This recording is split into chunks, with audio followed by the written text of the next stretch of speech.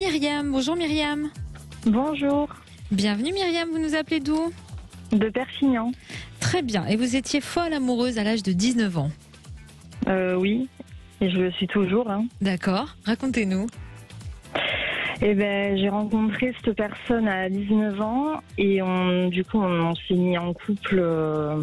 On a eu un coup de foudre mutuel. On a été en couple et au terme des 2 ans, en fait, il m'a quitté. D'accord. Et puis, il a rencontré quelqu'un d'autre quelque temps après, avec qui il a eu un enfant. Et ensuite, ce qui s'est passé, c'est qu'on n'a jamais coupé les ponts, si vous voulez, après la séparation, pendant sa relation avec cette personne et après sa rupture avec cette personne. D'accord. Et en fait, je ressens comme un lien, je ne sais pas comment l'expliquer, mais je suis complètement imprégnée en fait de cette personne et je n'arrive pas à m'imaginer avec quelqu'un d'autre. J'ai pourtant essayé, mais ça sonne faux à chaque fois. Et donc j'ai arrêté en 2016 de me mentir à moi-même en quelque sorte. Et ça fait depuis 2016 que je suis célibataire. D'accord. Pour quelle raison vous avez quitté au départ? Parce qu'il n'arrivait pas à se projeter avec moi. J'étais très jeune, à ce moment-là, je faisais des études, j'étais pas du tout stable professionnellement, à l'inverse de lui. D'accord. Et en fait, il n'arrivait pas à se projeter avec moi. Voilà, c'est pour ça. Et qu'est-ce qu'il vous dit aujourd'hui, maintenant qu'il est séparé de la mère de ses enfants? En fait, moi, ce qu'il me dit, c'est qu'il a l'impression qu'on est liés à vie. Ah. Il me dit qu'il est imprégné de moi et qu'il voit pas sa vie sans moi. Donc voilà. vous vous êtes revus, vous avez repris une relation ensemble? Pas du tout. On a continué à se voir au cours de ces 10 dernières années de façon ponctuelle, c'est-à-dire une fois par an, 2 fois par an. Pendant qu'il était avec cette femme aussi? Même pendant qu'il était avec cette femme. D'accord. Quand elle était enceinte, il m'a dit qu'en fait, on s'était rencontrés au mauvais moment, lui et moi, et que si ça avait été un autre moment, les choses auraient été différentes. D'accord. Voilà. Alors aujourd'hui, il a apparemment le même sentiment que vous.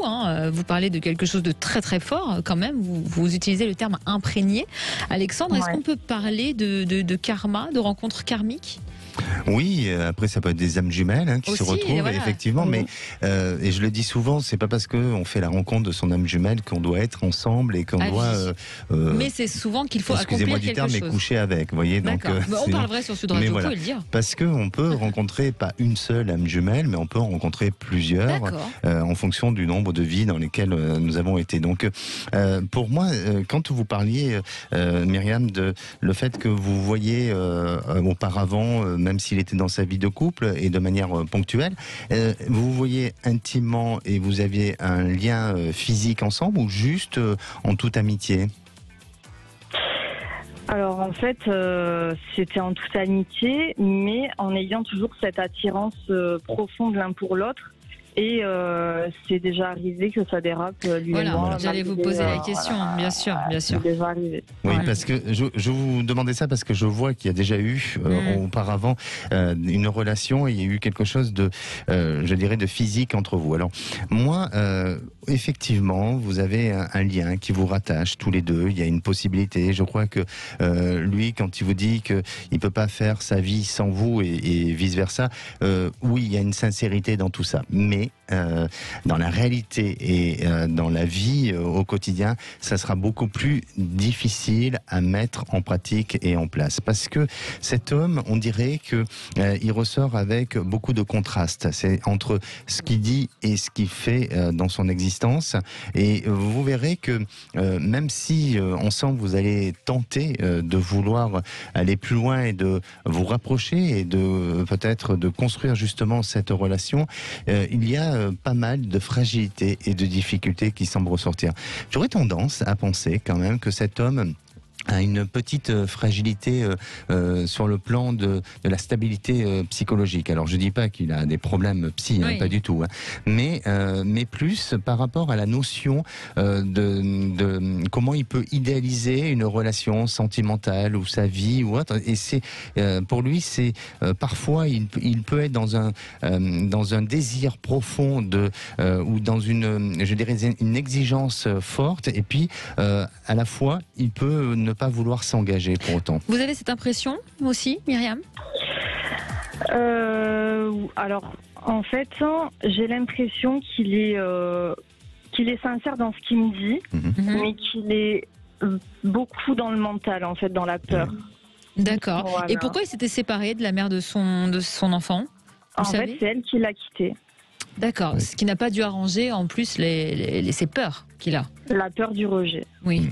Exactement, et c'est vraiment, ça retraduit ce que je pense et ce que je ressens surtout.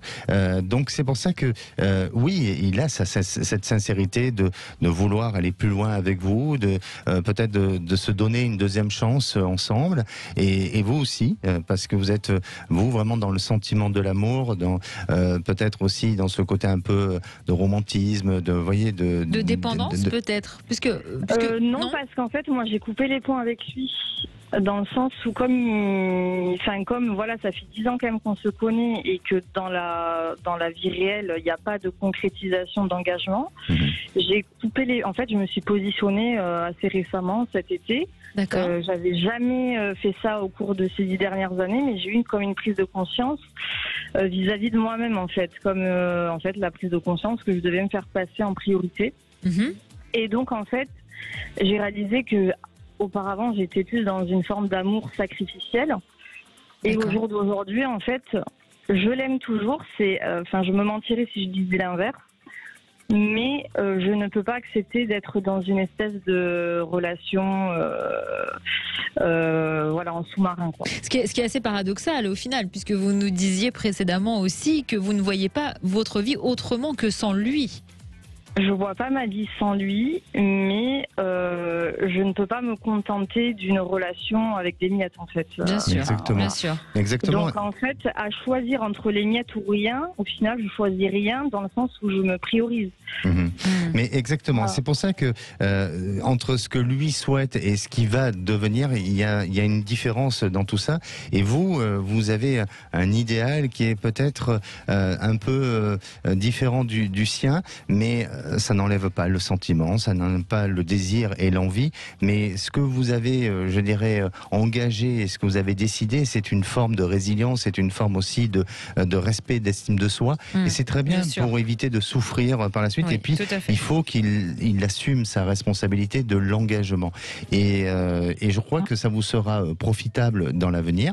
Donc, pour moi, il y a une possibilité à ce que la relation puisse avancer à un moment donné, mais je crois que vous direz stop, comme il a vécu avec son ex, parce que cet homme a un problème de stabilité émotionnelle et sentimentale.